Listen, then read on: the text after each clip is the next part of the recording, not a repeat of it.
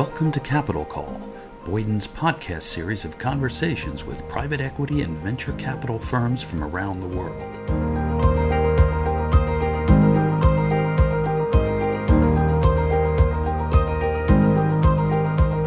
Good morning, Cecilia, and thank you for being our guest today in our Capital Call podcast series. David Lomanko, who is leading our private equity and venture capital practice in Asia, and I are extremely happy to welcome you as Managing Director for Bain Capital Double Impact. You are based out of Boston. To give you a little bit of insights, so Bain raised its first Double Impact fund in 2017. It was a fund of $319 million US, and in 2020 in the pandemic with challenging environments, you managed to raise more than double the size with a fund of $800 million US. So congratulations. And I would say that 2020 was also a very good year for your fund, because you got the award from the magazine Private Equity International of being the Impact Investment Fund of the Year. So that's a great recognition. So we are extremely happy to have you with us today. I'm going to let David introduce the agenda and also ask the initial questions. Sure. Thank you for having me. Thank you, Cecilia, again, for being our guest today in our Capital Call series. So the lineup of our discussion today will include 3 segments. So first, about Bain Capital Double Impact overview and the impact investment environment. The second segment will be about value creation and measurement. And the last segment about diversity, equity, and inclusion. Before we start, if you don't mind, Cecilia, just to give us an introduction about yourself and also how you joined the fund. Sure, no problem. Thank you again for having me, Anita and David. I joined the firm in 2008 in our large cap PE fund. And when two-time former Massachusetts Governor Deval Patrick joined our firm, I quickly volunteered to partner alongside him to really develop the strategy and approach for our Double Impact Fund. And now I lead our portfolio value creation efforts across all of our portfolio companies. Thank you. So let's start with the first questions. So can you tell us more about Bain Capital Double Impact and the fund's mission? Sure. Our Double Impact Fund seeks to deliver both competitive financial returns alongside social and environmental impact. And we make equity investments predominantly focused on North America. We invest across 3 core themes: health and wellness, education and workforce development, and sustainability.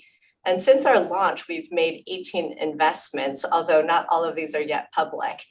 We've had 2 successful exits, Impact Fitness and Penn Foster, as well as we IPO'd SpringWorks Therapeutics, which now has a market cap of over $3 billion. Oh, congratulations, very successful IPO. Thank you. And what was the background for launching the Double Impact Fund, and what were the challenges to raise the fund?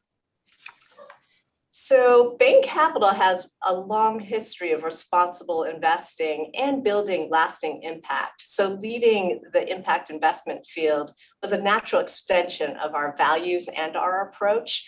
While the field really has grown significantly in the past several years, when we joined, we were one of the very first major alternate asset investment firms to launch a dedicated impact fund really in 2016. And so a key challenge we faced at that time was that really convincing investors that competitive financial returns could be achieved while we were seeking social and environmental returns. At that time, the Global Impact Investing Network, GIN, reported that 36 billion assets under management were in impact investing, and roughly only half of that was, seeking competitive rates of financial return. And so today, the GIN has announced in 2020 that 715 billion assets under management are in impact investment, and 70% are seeking risk-adjusted market rates of return. And I really believe that Bain Capital's entry really helped to create that kind of credibility, to bring the impact investment field credibility, and really was catalyzing and mobilizing our efforts in this area. But we can see that actually also from those different recognition, right, from the industry, right, about the milestone and achievement. Yes. Definitely. Thank you very much, Cecilia, for this background and insights about the market context for raising the fund. The next question we would like to ask you is, you mentioned the firm's investment thesis. Can you share why you decided to choose them, and maybe give us some examples of portfolio companies' investments? So I think the first one you mentioned is health and wellness. So why did you choose this sector, and what have you done so far in this sector?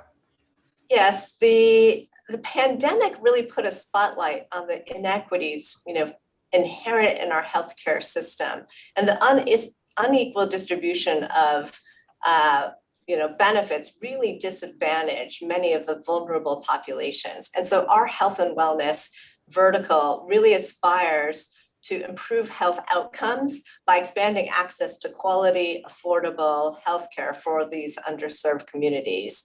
And we also want to scale products and services that really help allow people and populations to achieve healthier lifestyles, therefore lessening the burden on our healthcare system. An example of this might be Rodeo Dental, which seeks to provide quality dental services for families regardless of means. And last year, even in the face of the pandemic, which of course was impacted and reduced services to essential services for several months, the company still provided over 126,000 unique patients access to quality dental services. Which is really, really impressive in the context we know. And what about education and workforce development? So what was your goal? So we're focused on addressing the acute challenge of underemployment. Over 2 million jobs will likely go unfulfilled over the next decade, which results in economic growth impact of $2.5 trillion. And so we're focused on really reducing the gaps in skills and achievement and improving economic mobility by providing training and education and catalyzing economic growth in these distressed communities. In 2018, as an example, we invested in Penn Foster, which is a great example of this vertical. The company is a leading skills education company and really helps to improve access to affordable education, enhancing economic mobility, and preparing learners for in-demand careers. And so through our partnership, we really help to not only grow revenue by 26% annually, but we also help Penn Foster improve program completions of these certifications and courses by 35%. And we improved the company's B Impact score by 17% to 119.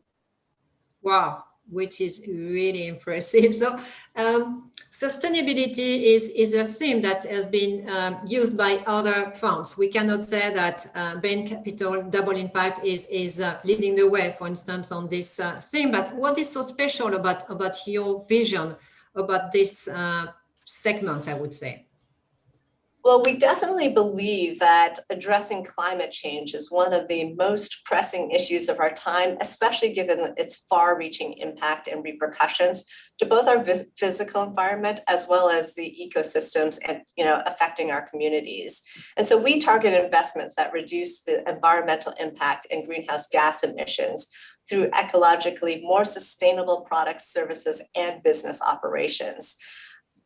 A good example of this might be Hand in Hand, which is a palm oil-free, personal care products company, but also produces all of its packagings are in infinitely recyclable aluminum packaging. And it's a great example of how we're focused not just on, sustainable production, but all the way, being sustainable all the way through consumption.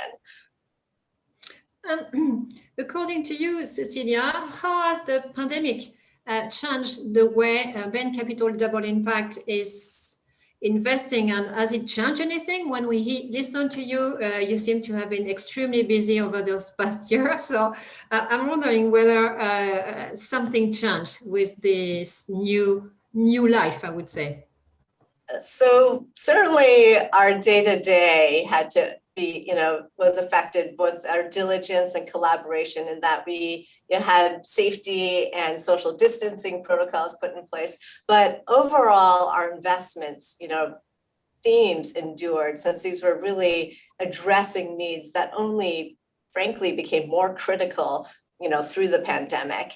For example, recognizing the disparities in education opportunities that existed in many communities during the pandemic. In 2020, we invested in two companies, Presence Learning and TeachTown, that really offers technology-enabled solutions for students, focused on special education needs. And so the pandemic really, candidly, made our investment themes even more critical. And so the fund was launched, as we said, something like 4 years ago. How has it evolved over time, based on the initial fundamentals and what you see today? What could we say about this second fund? I think, consistent with our leadership aspirations, we try to continually innovate and improve our processes, from sourcing all the way through to exit, to really propel the industry forward on maximizing impact. But also, we continuously benchmark our performance, and test our approach to ensure that we remain at the industry's forefront. And so a few examples of how we've tried to evolve our approach is we developed new tools like impact covenants to really help ensure that impact performance endures beyond in our investment term. We also, to help benchmark our performance, we engaged Bluemark to assess the rigor of our impact processes against the operating principles for impact management. And we're pleased to have found that our, via third-party verification, that our entire process across all 8 principles was validated as being advanced, which is the highest possible rating by Bluemark. And about a year ago, in October of 2020, we created and launched the Impact Advisory Council. This group was established to help provide strategic impact guidance, as well as help us challenge and strengthen our impact focus. The council brings together leading academics and experts across the impact investing field to really help us maximize our social, environmental, and financial outcomes. I really like your idea of impact governance for a private equity firm. I think it's a new idea, and I would expect that most of the people are not familiar with such somehow a KPI, which makes your approach really interesting. So we are now at the end of our first series. The goal was to understand a little bit better who you are and what was Bain Capital Double Impact approach. So thank you very much, Cecilia, for this first episode. We will be continuing with you in our second episode very soon. Great. Thank you so much, Anita and David. Thank you very much. Bye-bye. You've been listening to Capital Call, Boyden's podcast series of conversations with private equity and venture capital executives. To learn more about Boyden's private equity and venture capital practice group, visit www.boyden.com.